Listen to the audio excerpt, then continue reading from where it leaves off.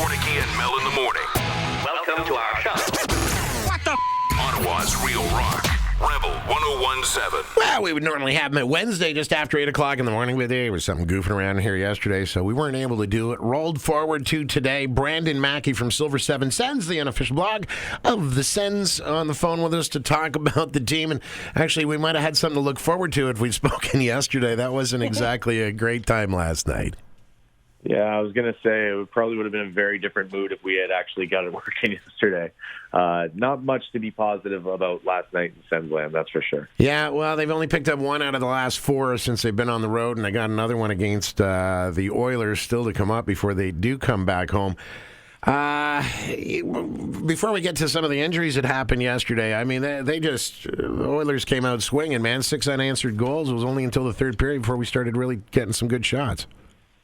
Yeah, and I think people sometimes lose sight of where this team is actually at. And that's easy to do when you're coming off a big win against Calgary and then another close game against Edmonton. Look, this is still a really young team that's still, frankly, not very good and is still trying to find their way in the NHL. So these games are going to happen. Every now and then they're going to get caved in. Like, if you look at the talent that the Edmonton Oilers have with Connor McDavid and Leon Draisaitl and Ryan Nugent-Hopkins, and you can go up and down their lineup. But for an Ottawa team that's this young, that's this raw, every now and then you're just going to have a night where you got to burn the tape after. And I think that's what last night's game was. So I doubt they're putting too much stock into it. I know they want to play better. I know Brady Tkachuk wasn't happy. DJ Smith wasn't happy. But at the end of the day, it's got to be expected that these games are going to happen every now and then. We're past the halfway point, aren't we? Yeah, I believe so, yeah. Yeah, so we're into the back half of what's going on now. And really, one of the things I wanted to brag about yesterday, and I guess we could still do it, is that at least the Sens are not in the basement anymore. There's a couple of teams actually dragging their butt behind them. That was the big thing. Oh, they're worst team sitting in last place. But you know what? There's a couple other teams that aren't doing very well out there right now.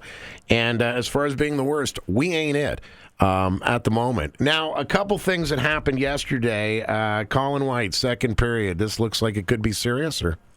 Yeah, it looked really nasty for anybody who saw the clip. I mean, I know I looked at it a few times, and it really did not look good.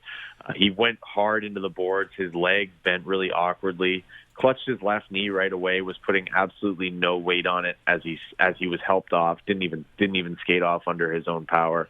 I actually had some doctors on Twitter that were following me and saying it looks like the mechanism could be something to do with his MCL, and based on just the degree of force and the way the leg bent, it doesn't look good. And for me, I'm absolutely sick to my stomach for a guy like Colin White, who has had to battle through so much adversity over the past year or so, was having a fantastic season, finally beginning to establish himself as a key player in this lineup, and to go down in a game like that where the game was over in the first period, I mean, it's just awful to see. So I'm sending my best to him and hoping it's not as serious as it looked. And Zingle got hurt as well? Yeah, again, it's a lower body thing. It's just he got tangled up awkwardly and fell in the corner. It looked like his right leg, I believe it was. He kind of was favoring his right knee as he went off.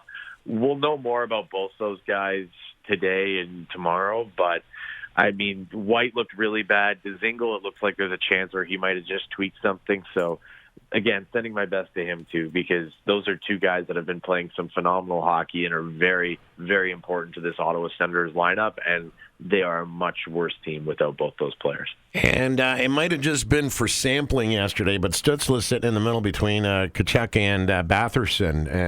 Not the ideal game or perfect circumstance to see if that's going to work out, but they just trying to see if that might be a fit in the future?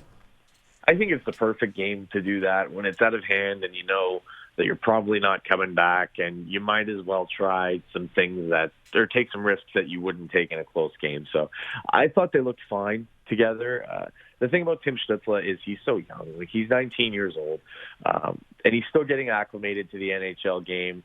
I think before you move him to center full-time, he's got to put on some size in the offseason. That's the big thing. When you're going toe-to-toe with guys like Austin Matthews and John Tavares and all these other fantastic centers, especially north of the border, you need the size and you need the NHL experience. So I think what they're doing now is perfect. They're getting him established on the wing, and then maybe next year you look to make that move. But in a small sample size, in a game that was, again, a burn-the-tape game, I think they did pretty well. When you have him with Tkachuk and Batherson, that's the future of the team right there. And if those three guys are playing well together, you're in good shape. Well, at least we know the next two probably aren't going to be easy games. Again, one more against the Oilers before they work their way back home.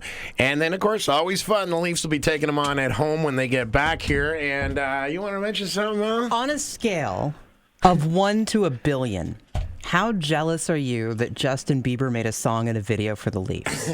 Can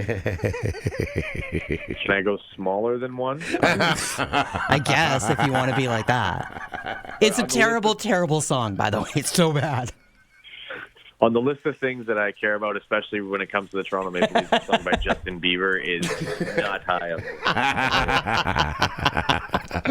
Well, listen, dude, there'll be 3 more games before we talk again. Have you back on the Horn next Wednesday. You can fill in the blanks for us and let us know what we missed. Sounds great. Thank you for having me.